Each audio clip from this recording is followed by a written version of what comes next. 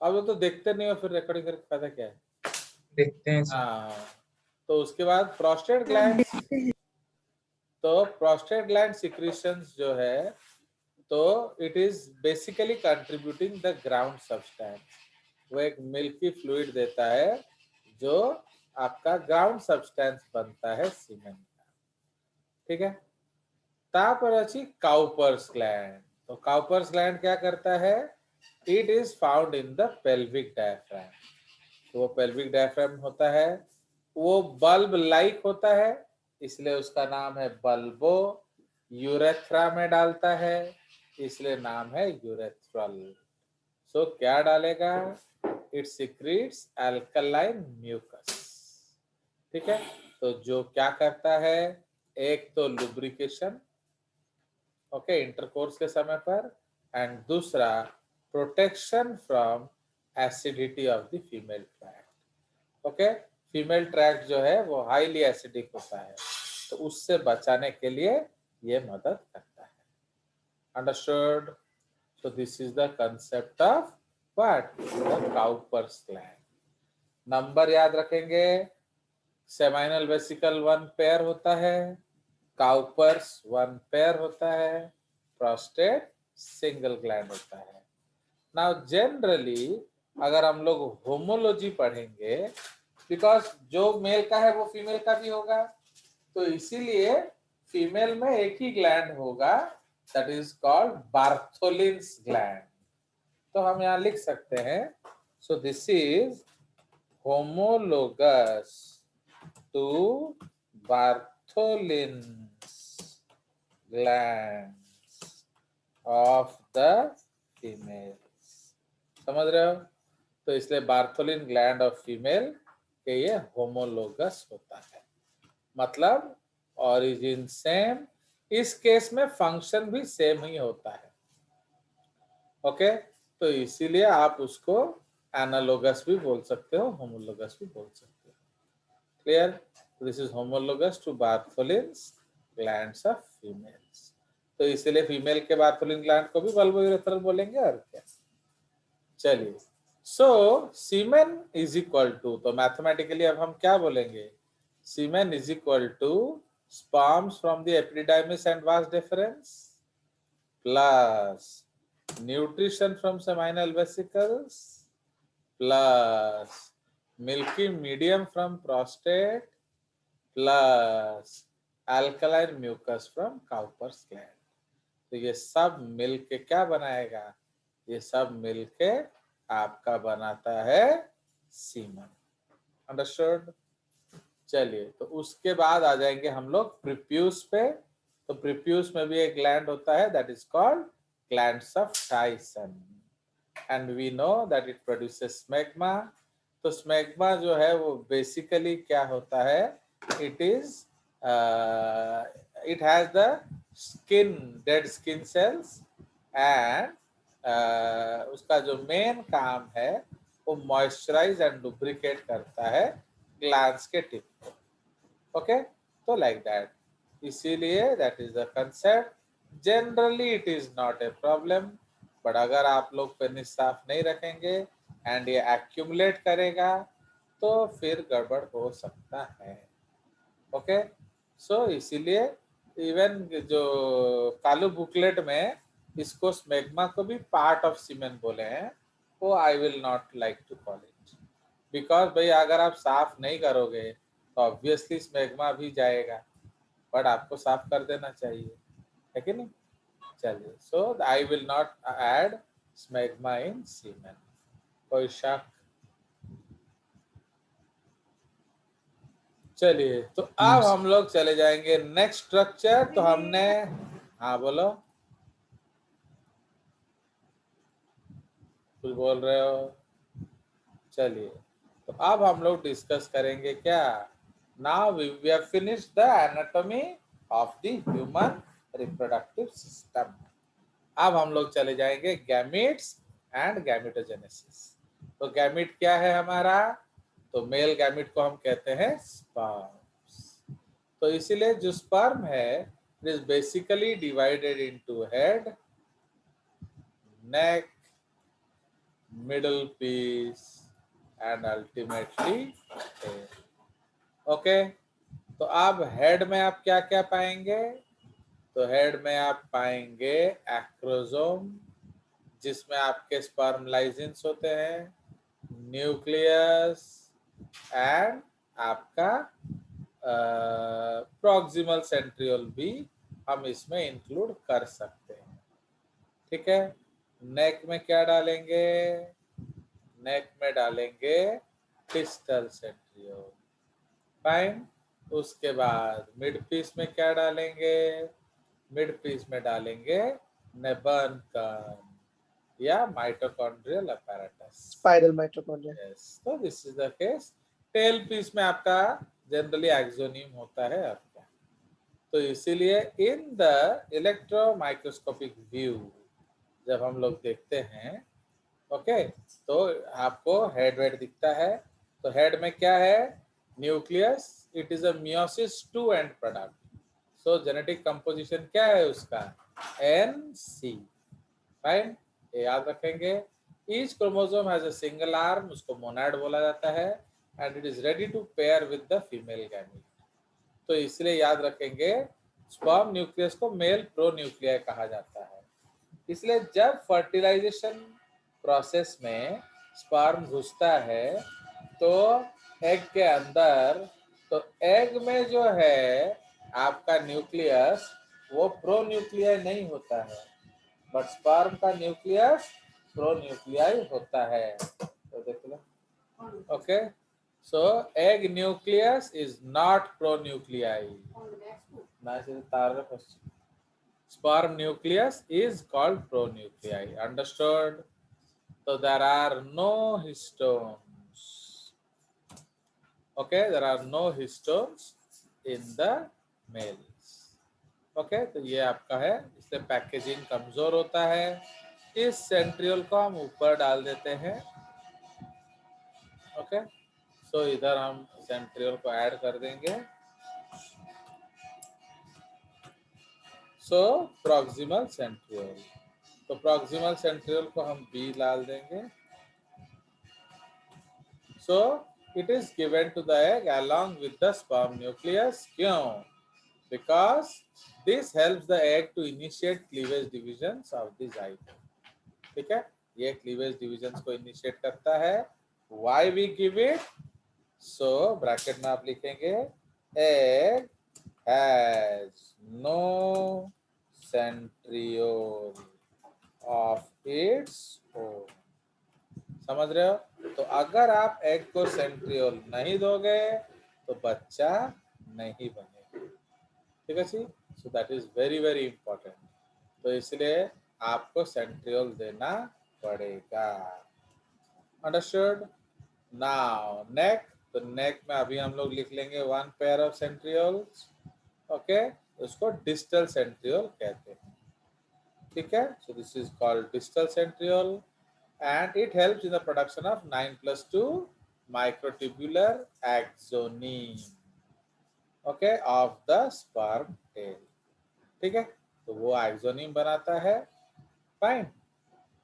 उसके बाद middle piece को हम लोग नेबर्न कर्न बोल सकते हैं। क्यों? It is the mitochondrial apparatus of the sperm. It is arranged as a spiral. It provides energy for the sperm tail movement. तो इसीलिए नेबर्न कर्न,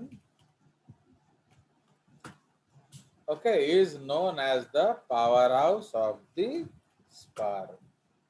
ठीक है, तो आपको ये याद रखना पड़ेगा। तो नेबर्न कर्न जो है वो स्पर्म का पावर हाउस है। And total number of mitochondria कितना होता है ह्यूमन स्पर्म में? 25। तो उसको हम लोग कॉन्ड्रियोम बोलते हैं। What is the definition of chondriome? Total number of mitochondria in a cell. तो अगर ह्यूमन स्पर्म ले ले तो टोटल नंबर ऑफ माइटोकॉन्ड्रिया कितना है? 25। ओके, ये फिक्स्ड वैल्यू है, there is nothing to add or lose. Fine. And tail जो है वो सिंपली फ्लैचेला होता है, उसमें आपका एक्सोनीम होगा प्लस आपका अदर फाइबर्स होंगे। Now if it beats, okay, if it beats, उसको हम, it has dynein protein which has ATPase activity. It helps in the movement of sperms within the female genital tract. समझ में आया? इसलिए पिछले बार मैंने आपको पूछा था कि जो फ्लैजेला सिलिया मूव कैसे करेगा, तो वो दो तरह से मूव कर सकता है, एक है ऑटोमेटिकली, एक है पैसिवली। तो ऑटोमेटिकली जो मूव करता है उसको हम क्या बोलेंगे? काइनोसिलिया। एंड जो पैसिवली मूव करता है उसको क्या बोलेंगे? That is called what? That is called stereocilia. समझ रहे हो? तो इसमें फर्क क्या होता है? उसमें डाइनेन नहीं होगा। तो आई एम श्योर आपने माइटोकॉन्ड्रिया जो सिलिया फ्लैजेला बनाते समय तो आपने कार्टविल अरेंजमेंट बनाया होगा and you know the details. Okay, because this is very very important point. Okay, now किसी किसी में ये डाइनेन नहीं होगा, तो क्या होगा? उनका स्पर्म मूव नहीं करेगा। Okay, suppose the male has no dynein protein, तो उसका स्पर्म नहीं मूव करेगा। So that is also a cause for क्या? इनफर्टिलिटी ना स्टेरिलिटी? इनफर्टिलिटी। बताइए, सोच के बताइए। सोचने के लिए किसी ने मना नहीं किया है आपको, काजू किशमिश ने। That is called sterility. उसको स्टेरिलिटी बोलेंगे, क्योंकि आप किसी, भाई जब आपका स्पर्म हिलेगा ही नहीं तो बच्चे कैसे बनाओगे? एंड उसको हम लोग आर्टिफिशियली भी नहीं हेल्प कर सकते। Okay, so that is very very big problem. ठीक है, सो इसीलिए यस, अगर एक केस है, I don't know this, some people have to confirm, तो अगर इक्सी से हो जाए तो अदरवाइज नहीं होगा। ICSI, that is called intracytoplasmic sperm injection. तो वो इकलौता केस है जिससे हो सकता है, but it has to be confirmed by people who do it. Okay, चलिए, तो अगर वो उससे हो जाएगा तो हम इसको फिर भी इनफर्टाइल ही बोलेंगे, पर जनरली कार्टागेनर्स को हम लोग, उस सिंड्रोम को कार्टागेनर सिंड्रोम बोला जाता है। सो दैट इज वाई उसको हम लोग कहते हैं immotile cilia flagella syndrome. Okay, चलिए, तो अब हम लोग पढ़ेंगे स्पर्मेटोजेनेसिस। तो स्पर्मेटोजेनेसिस हम लोग पढ़ रहे हैं, तो इसको उठा देंगे ऊपर। ओके, नाउ स्पर्मेटोजेनेसिस जो है हम शुरू करेंगे। हो गया, चलिए, तो ये हमारा स्पर्मेटोजेनेसिस है। तो why spermatogenesis is different from all other divisions in the male body, ये हम ऑलरेडी पिछले क्लास में डिस्कस कर चुके हैं कि एक्चुअली हमारे बॉडी में सपोज 200 टाइप्स ऑफ सेल हैं, तो उसमें क्या होता है? बड़े को suppose we have 200 types of cells, देखा गया है कि 199 जो है वो माइटोटिकली डिवाइड करता है, बट एक ही सेल है जो मियोटिकली डिवाइड करता है। तो इसलिए बहुत लोग उसको क्या बोले, जैसे Subrata, what do you feel, why we divide by meiosis, why sperm mother cells divide by meiosis? क्या सोचते हो आप?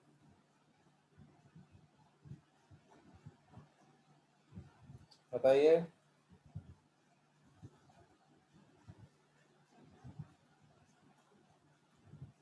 सेलिना, आप क्या बोलते हो? अरे हलधर कौन हसुची बहुत जब इसी फोटो में? अदिति हलधर, चलो बताइए, why do you what do you, why there is meiosis in sperm mother cell?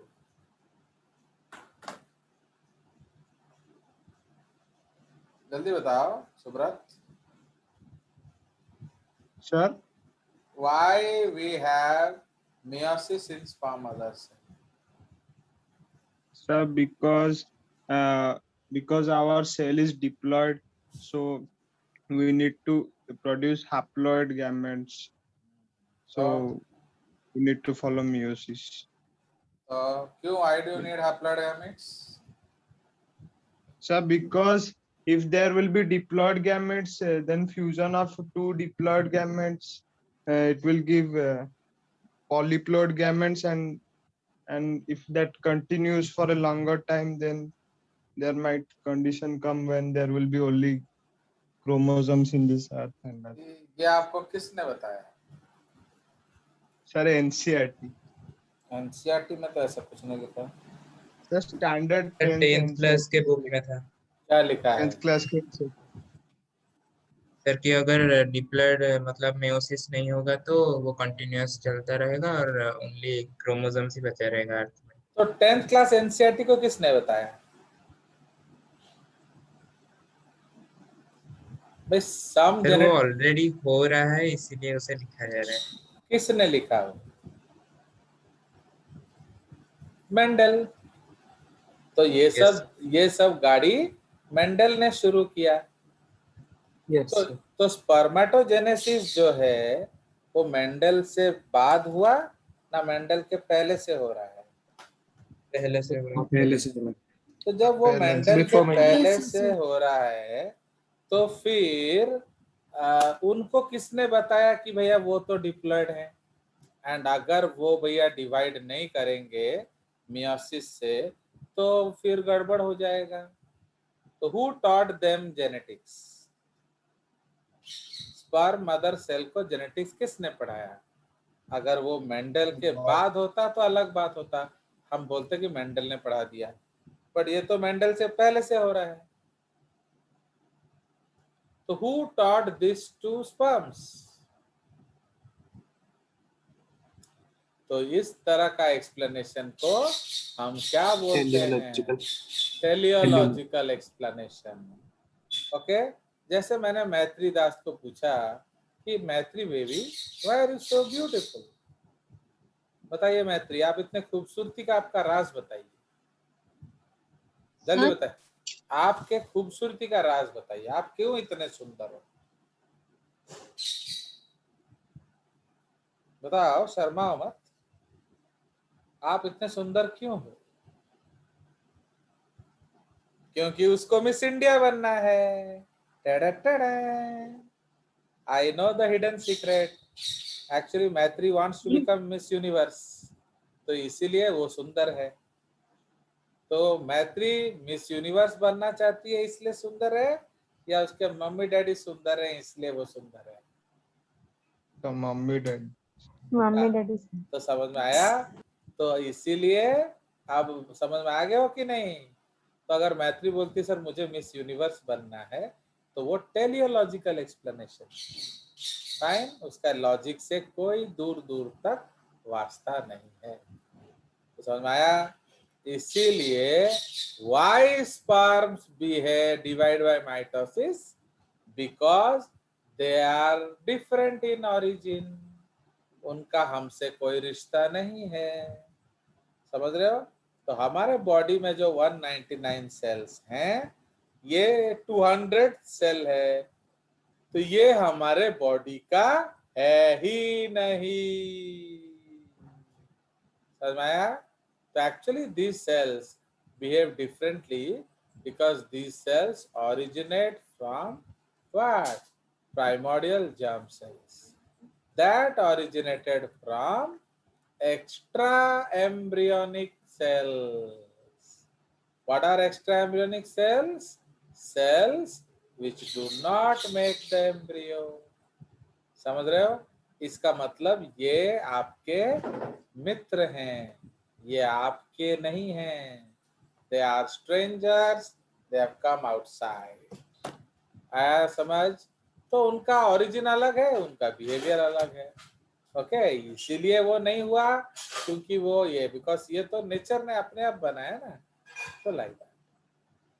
So they originated from primordial germ cells from the extra embryonic mesoderm. Okay, उसके बाद क्या हुआ? They enter into yolk sac endoderm, वो भी extra embryonic है। Fine, जो yolk sac endoderm है वो भी एक्स्ट्रा एम्ब्रियोनिक है. ओके, undo yolk sac, आजा endoderm. Fine. So they entered into yolk sac, extra embryonic endoderm. समझ में आया? Now then they enter into urinogenital intraembryonic mesoderm. समझ रहे हो? They are actually Rohingya. ये लोग बाहर से अंदर आए हैं. ये हमारे इंडिया के वासी नहीं हैं. अंडरस्टूड? तो इसीलिए now these cells are known as type A spermatogonia. So what are type A spermatogonia? Totipotent cells. Okay, totipotent sperm cell lines. Okay, इसका मतलब क्या है? वो जिंदगी भर स्पर्म बनाएंगे और कुछ नहीं बनाएंगे. And will produce the sperm mother cell. तो समझ रहे हो? तो एक्चुअली एक मिसकंसेप्शन है कि टाइप ए सेल्स जो है वो स्पर्म बनाते हैं. वो एक्चुअली स्पर्म मदर सेल्स बनाते हैं. ओके, समझ में आया? And they will produce the sperm mother sales for ever. ये जिंदगी भर वही बनाएंगे. Okay, now these cells divide by mitosis and produce 2 daughter cells. Fine. तो ये आपका माइटोसिस प्रोड्यूस करेगा एंड दो daughter cells comma both are type A cells generally. कोई शक? No, sir. समझ रहे हो? तो इसलिए जनरली वो क्या, तो what is the job of type A? It will keep producing type A. Type A type A type A type A type A type A type A type A type A type A type A type A. तो समझ रहे हो? तो ये क्या है फिर drawing में? This is type A spermatogonia. ये आप स्कूल में नहीं लिखेंगे क्योंकि स्कूल में टाइप ए नहीं होता है. क्यों बोलो? क्योंकि वहाँ एनसीईआरटी का जो किसमें चलता है. तो this is type A spermatogonia comma genetic complement क्या है? 2n comma 2c. तो ये किस तरह का डिवीजन है? Mitosis division. ओके, तो ये माइटोटिक डिवीजन है and they will keep producing type A. तो इसलिए सब आपका, तो ये है ए, ये है ए, ये है बी, ये है ए. आया समझ? तो इसीलिए जनरली ये आपके, हमने क्या लिखा था? Generally they will produce type A. But ये एक एक्सेप्शन आ गया. ये क्या है? ये टाइप बी है. देखो ना, अमरनाथ होगा. समझ में आया? कोई शक है तो पूछ लो अभी, नहीं तो आगे चलेंगे. ये टाइप ए है, ये जो है टाइप बी है एंड ये जो है टाइप ए है. तो what is type B then? तो टाइप बी जो है वो एंटर करता है क्या? तो टाइप बी में हम क्या लिखेंगे? टाइप बी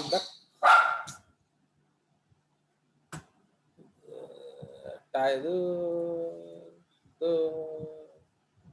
इसको यहाँ लिख देते हैं, यहाँ लिख के लाएंगे. तो टाइप बी में क्या लिखेंगे? Enters into interphase of meiosis. समझ रहे हो? तो अब ये जो सेल है ये मियोसिस के इंटरफेज में घुसता है. अंडरस्टैंड? इसलिए ये क्या हो गए?